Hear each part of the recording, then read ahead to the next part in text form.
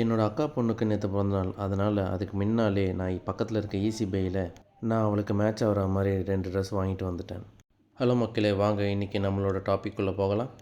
போன டேஸ் காட்டிலும் ரொனால்டோவோட ஹெல்த் இப்போ நல்லாவே இம்ப்ரூவ் ஆகிருக்கு. அவன் நல்லாவே சாப்பிட ஆரம்பிச்சிட்டான். லாஸ்ட் வீடியோவில் அவன் ஐஸ்கிரீம் சாப்பிட்டதை நான் போட்டிருந்தேன். இந்த வீடியோவில் அவன் எக்கெல்லாம் சாப்பிட ஆரம்பிச்சிட்டான்.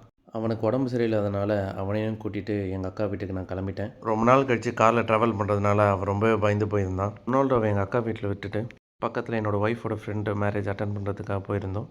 மேரேஜ் முடிஞ்சதும் நான் என்னோடய ஆஃபீஸுக்கு கிளம்பிட்டேன். ஆஃபீஸ் முடிச்சுட்டு என் அக்கா வீட்டுக்கு திரும்பி வந்து பார்க்கும்போது ரொனால்டோ ஏன்டா என்னை தனியாக விட்டுட்டு போனான்ற மாதிரி ஒரு பார்வை பார்த்தான். சரி, அவனை நார்மல் பண்ணுறதுக்காக அவனை தனியாக கூட்டிகிட்டு போயிட்டு கொஞ்ச நேரம் அவன் கூட டைம் ஸ்பெண்ட் பண்ணியிருந்தேன். இதுதான் அவனுக்கு ஃபஸ்ட் டைம். இது வரைக்கும் அவன் இவ்வளோ தூரம் ட்ராவல் பண்ணதில்லை. மற்றவங்க வீட்லேயும் அவன் தங்கினது கிடையாது. அதனால் அவன் ரொம்பவே டிஸ்டர்ப் ஆகியிருந்தான். கொஞ்ச நேரம் கழித்து எங்கள் அப்பா அம்மா வந்ததும் அவன் ரொம்பவே நார்மல் ஆகிட்டான். வழக்கம் போல் அவங்க கூட கொஞ்சம் விளையாடிட்டு இருந்தான். என் அக்கா பையன் கூடயும் விளையாடிட்டு இருந்தான். நான் ஏற்கனவே சொல்லியிருந்த மாதிரி என் அக்கா பொண்ணு ரியாவுக்கு இன்றைக்கி பர்த்டே. அதனால தான் நாங்கள் எல்லாருமே இன்றைக்கி இங்கே வந்திருக்கோம். ரொனால்டோக்கு இந்த வண்டியை சுத்தமாக பிடிக்கலை. இந்த வண்டி ரிமோட் கண்ட்ரோல் மட்டும் இல்லாமல் ஹேண்ட்லிங் கண்ட்ரோலும் இருக்கிறதுனால குழந்தைங்களுக்கு இது ரொம்பவே பிடிச்சிருந்தது. வீடு பக்கத்தில் இருக்க எல்லா குழந்தைங்களும் கூட்டின்னு வந்து என் அக்கா பொண்ணுக்கு பர்த்டே ஃபங்க்ஷன் செலிப்ரேட் பண்ணியிருந்தோம். நிறைய பேர் வந்திருந்தாங்க. குழந்தைங்க மட்டும் இல்லாமல் குழந்தைங்களோட அவங்களோட பெற்றோர்களும் வந்திருந்தாங்க.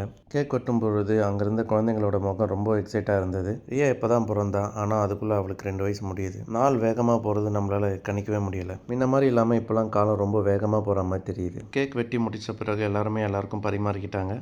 அங்கே வந்து குழந்தைங்களும் கேக்கெல்லாம் சாப்பிட்டாங்க. குழந்தைங்க மட்டும் இல்லாமல் ரொனால்டோக்கும் நான் கேக் பரிமாறினேன்.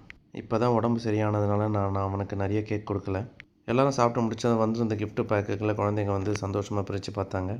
ஒவ்வொரு கிஃப்டாக பிரிக்கும்பொழுதும் குழந்தைங்க ரொம்ப எக்ஸைட்டாக பார்த்துருந்தாங்க. சில விஷயங்கள் நம்ம குழந்தைகளை பார்க்கும்போது நம்மளை அது சின்ன வயசுக்கே கூட்டிகிட்டு போயிடுது. எல்லாம் முடிஞ்சதும் சாப்பிட்டு வீட்டுக்கு கிளம்பும்போது நான் ரொனால்டோ வாடான்னு வீட்டுக்கு போகலான்னு கூப்பிட்டேன். அவன் அதுக்கு போக பிடிக்காத மாதிரி ஒரு பார்வை பார்த்தான். குழந்தைங்களாம் இருக்கிறதுனால அவனுக்கு இங்கேயே இருக்க பிடிச்சிருக்குன்னு நினைக்கிறேன். இருந்தாலும் நாங்கள் வீட்டுக்கு போயாகணுன்றதுனால அவனை அங்கேருந்து கூட்டிகிட்டு கிளம்பியாச்சு. ரொனால்டோவுக்கு இன்றைக்கி நாள் மிகவும் மறக்க முடியாத நாளாக இருக்கணும்னு நம்புகிறேன். மீண்டும் மற்றொரு வீடியோவில் சந்திக்கலாம். நன்றி, வணக்கம்.